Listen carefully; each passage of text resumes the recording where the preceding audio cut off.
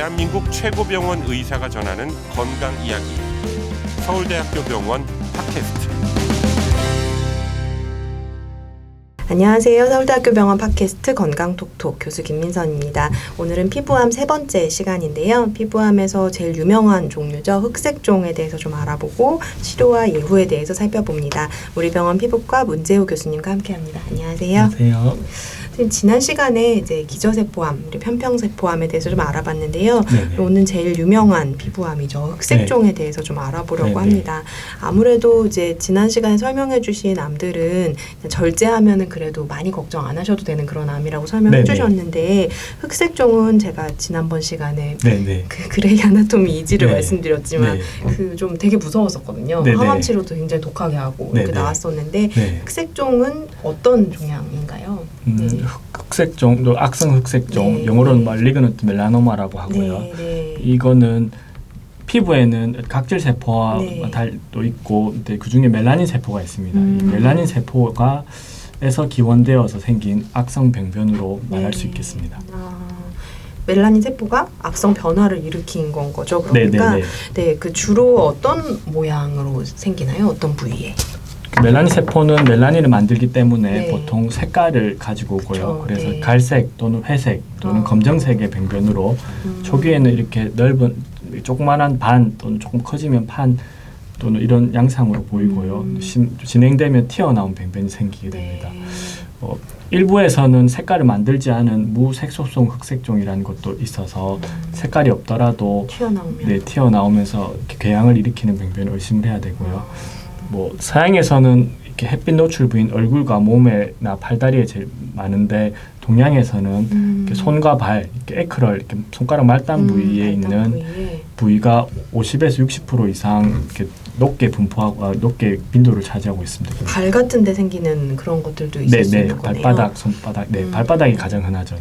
사실 발에는 뭐가 많이 생기잖아요. 사마귀도 생기고 굳은 살도 잘 배기고. 그러니까 이게 피부가 좀 이상해질 때 이게 혹시 무색소성 흑색종이 아닌가 막 이런 게 걱정이 되실 수 있을 것 같은데요. 그게 막 까지기도 하고 그냥도 생기고 이러니까 혹시 이런 거를 어떻게 좀 구분을 할 수 있나요? 이렇게 쉽게 구분이 어려울 수도 있는데요. 대부분 이런 어떤 흉터라든지 이런 부위들은 이렇게 간단한 치료로 1개월 내로 다 회복이 되니까 이렇게 치료를 했는데 한두 달 치료로 회복이 안 되는 병변들은 악성의 가능성을 염두에 두고 이렇게 전문의의 진찰이 필요하겠습니다. 뭔가 그냥 일반적인 치료를 했는데 해결이 잘 안 되는 경우에는 피부과를 가보는 게 좋은 거군요. 그리고 치료가 늦어진 경우는 초기에 다른 진단을 받았던 경우에서 더 예후가 안 좋다는 보고들이 있어서 그래서 이렇게 초기에 진단이 잘 안 되는 그런 안 낫는 부위들은 꼭 진료를 받아보길 권장합니다. 그냥 궁금증인데 갈색, 회색, 검정색 이런 게 생긴다 그랬잖아요, 선생님. 이게 원래 피부색과 상관이 있나요? 원래 피부 색깔에 따라서 주로 갈색이 생기거나 주로 회색이 생기거나 그렇지는 않습니다. 이게 그 대부분 악성 병변은 이렇게 컬러 베리에이션 이렇게 여러 가지 색깔을 보통 보입니다. 보통 우리가 점이라든지 이런 걸 보면 단일 색깔로 되어 있는데요. 흑색종은 이게 이렇게 여러 가지 조직적인 변화를 일으키다 보니까 색깔이 단일색이 아니고요. 갈색과 회색도 검정색, 붉은색 이렇게 섞여 있는 경우가 많습니다. 그렇군요. 그 흑색종은 또 가족력이 좀 꽤 중요한 영향을 미치는 걸로 들었었던 것 같은데 어느 정도로 중요한 영향을 미치는 건가요? 가족력에 대해서는 연구에 따라서는 일반인의 8배 또는 흑색종이 있는 사람 중에 가족력이 있는 부위 8% 정도 이런 얘기도 있고요. 그리고 또 서양에서는 이런 유전적인 요인, 특히 이런 유전자에 대한 어떤 그런 관심과 그리고 그런 검사에 대한 수요가 있어서 피부암 흑색종이 의심되는 가족력이 있는 분들에게는 이런 검사가 실제 이루어지기도 합니다. 하지만 동양에서는 말씀드린 대로 이게 10만 명당 1명 미만으로 우리나라에서는 보고되고 있어서 아주 빈도가 높은 암은 아니라서 이 가족력에 대한 연구가 이렇게 정확하진 않아서 실제 얼마나 가족력이 중요한 이 위험인자로 자제할지에 대해서는 앞으로 조금 더 연구가 필요하겠습니다. 혹시 가족력 외에 어떤 다른 원인들이 있다면 또 어떤 게 있을까요? 말씀드린 햇빛이 네, 그러니까 젊었을 때 강한 이 자외선 노출을 많이 받았거나 또는 네, 네. 오랜 기간 만성적인 자외선 노출이 중요한 위험 인자로 알려져 네. 있고요. 또한 뭐 외상, 만성적인 외상이 손발에 우리 동양인의 손발에 흑색종이 많으니까 위험 인자로 이렇게 작용한다는 말이 있는데 그걸 인과관계를 아직 성립하기 위해서 네, 그렇게 네. 이렇게 확실한 연구는 없고요. 아직은 추정적인 단계입니다. 네. 젊을 때 자외선 노출이 그렇다면 이제 네. 어릴 때 자외선 노출이 네, 네. 더 중요한가요? 그러니까 뭐 아까 아이들도 그러면 그러니까 보통 네. 이제 저희가 네. 한 10대 20대 되면은 그래도 선크림 좀 바르잖아요. 네, 네. 근데 아이들은 사실 잘 안 바르는데 네. 밖에서 많이 노는 건 사실 아이들이 더 많이 놀잖아요. 네, 네. 그래서 선크림을 발라주는 게 그러면은 좀 더 권장되는 건지 이런 게 좀 궁금해서요. 아주 어린 이 네, 같은 네. 경우에서 네, 네. 그게 장기적으로 어떻게 되는 네. 논란이 있을 것 같긴 한데요. 네, 네, 네. 그게 우리가 선크림이라는 걸 사용한 시작한 지가 그렇게 맞아요. 100여 년 이상 오래된 네, 것은 아니니까요. 아니라서, 네. 하지만 그 서양에서는 선텐 같은 네, 네. 그 인위적인 그 태닌 네, 같은 네, 것들을 아예 금지하는 그런 아. 국가다. 미국에서 어떤 주도 있어서 네, 네. 어떤 이렇게 인위적인 어떤 태닌 같은 것들은 이렇게 하면 위험 안 인자가 된다.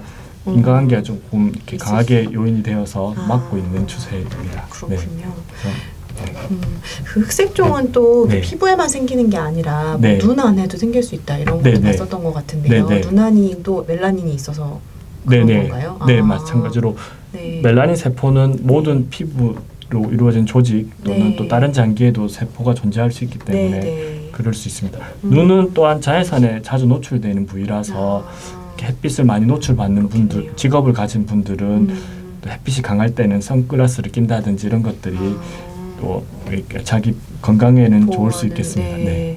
아니 또 점이 또 많은 분들은 또 역시 흑색종은 좀 무서운 암이라고 하니까 네, 그래도 네, 상대적으로 네. 점이 흑색종이 되지는 않나 이런 게 또 걱정이 될 수 있는데요. 네, 네. 어떤가요?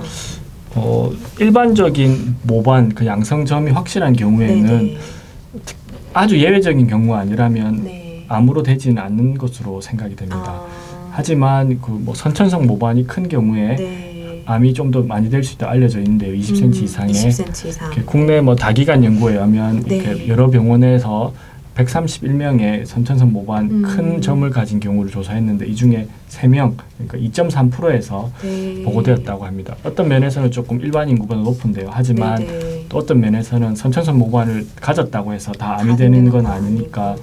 저 같은 경우에는 너무 과도한 걱정은 네. 하지 말도록 얘기하고 있습니다. 2.3%면 되게 낮은 거죠, 선생님. 그렇죠. 그래도 그 전체 그 선천성 모반 가진 인구 중에 2.3%만 생겼다는 거죠. 그러니까 조사한 조사한 사람들 중에서는. 131명에서 생긴 거니까 실제에서는 조금 다를 수가 있고요. 그렇죠. 네, 네. 하지만 악성 흑색종은 매우 위험한 암이기 때문에 네, 네. 그 무시할 만한 수치는 수치는 아니고요. 아니고요. 서양에서는 좀 더 높게 보고되기도 하고 아, 있습니다. 그렇군요. 네, 다른 또 피부암이랑 달리 흑색종은 좀 더 전이가 잘 되는 걸로 네, 네. 들었었는데요. 네, 네. 주로 이제 전이가 되는 장기나 부위 이런 게 어느 부위가 있을까요?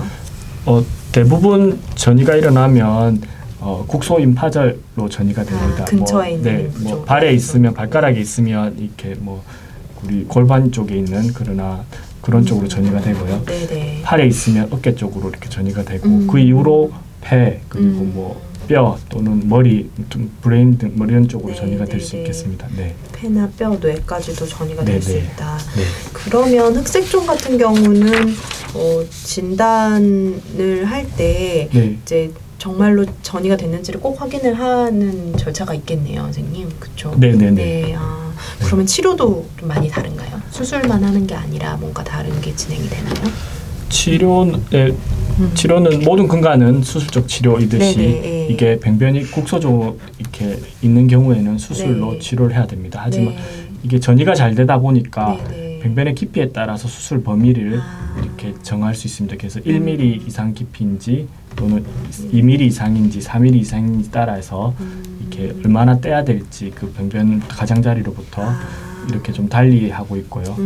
네, 전이가 됐는지를 확인하기 위해서 뭐 센티널 림프노드 바이옵시라고 네. 국소인 파절을 떼서 이렇게 검사를 한다든지 네네. 수술 전에 쪽 펫CT라든지 뭐 이런 경우를 찍는 경우도 있습니다. 네, 깊이가 깊을수록 넓게 절제하는 거예요, 그러면? 네네. 깊이가 깊을수록 퍼졌을 가능성이 높기 높으니까 때문에. 조금 더 네. 넓게 절제해야 된다고 2cm 정도로 떼야 된다고 알려져 있습니다. 2cm요. 네네. 네. 그러면 꽤 많이 떼는 거잖아요, 선생님. 얼굴 같은 부위라고 하면. 네, 맞습니다. 그렇죠. 그러니까 변변이 네. 깊으면 네. 얼굴 또는 손발바닥 같은 경우에는 이렇게 ECM 변변이 좀 이만하다고 했을 때 ECM이면 이렇게 되는데요. 그렇죠.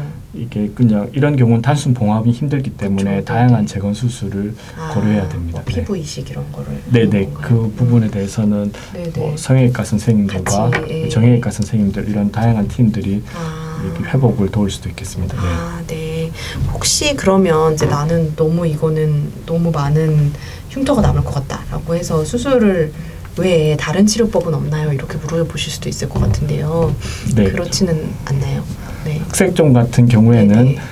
치료가 지연될수록 전이의 위험률이 높아지기 때문에 네. 수술을 받을 수 있는 단계라면 가능한 반드시 빨리 받아야 되는 수술을 받아야 됩니다. 네. 다른 치료로 물론 뭐 이렇게 아주 초기에 같은 경우는 레이저라든지 뭐 이런 거로 한다는 보고들도 있지만 네네. 뭐 그런 경우는 대부분 이렇게 다 제거됐는지 확실치 않기 때문에 뭐 이론적으로는 수술이 가장 확실한 치료라고 할 수 있겠습니다. 네. 네. 그 또 전이 위험이 높다고 하니까 네네. 암하면 항상 걱정하는 게 재발이잖아요. 네네. 그래서 치료를 왠지 다 하더라도 재발이 되게 잘 될 것 같은 걱정이 되는데요. 네네. 재발 위험은 어떤가요? 재발은 이게 흑색종 같은 경우에는 네. 이렇게 병변이 이렇게 딱 있다 하더라도 주변으로 약간 퍼져 있는 미세로 퍼져 있는 경우들도 있습니다. 그래서 이렇게 국소 재발이 있을 수 있어서 네. 수술하더라도 3개월 또는 6개월 단위로 이렇게 방문하셔서 병변을 관찰하라고 의사들이 권장을 하는데요. 네. 네, 그렇게 국소 재발되는 경우는 잘만 발견된다면 그 부위만 제거하면 되니까 네. 좋은 뭐 예후가 좋을 수도 있겠다 하겠습니다. 하지만 수술하더라도 가끔 이미 아주 작은 세포들이 네. 다른 조직에 이렇게 갈색 퍼져 있는 세포. 경우가 있는데 네. 이렇게 수술하고 2, 3년이 지났는데 갑자기 임파선이 만져져서 이렇게 오는 경우는 기본 수술적 치료 말고 항암 치료라든지 방사선 치료 그리고 표적 치료제 등으로 치료를 받아야 되겠습니다. 네. 네, 알겠습니다. 서울대학교병원 팟캐스트 건강톡톡 3시간에 걸쳐서 피부암에 관해서 알아봤습니다. 들으신 내용을 꼭 기억하고 계셨다가요. 유사한 증상이 있으면 꼭 지체하지 마시고 진료 받아보시기 바랍니다. 지금까지 도움 말씀에 우리 병원 피부과 문재호 교수님이셨고요. 저는 교수 김민선이었습니다. 여러분 건강하세요. 보다 건강한 의학 정보로 다시 찾아뵙겠습니다. 감사합니다.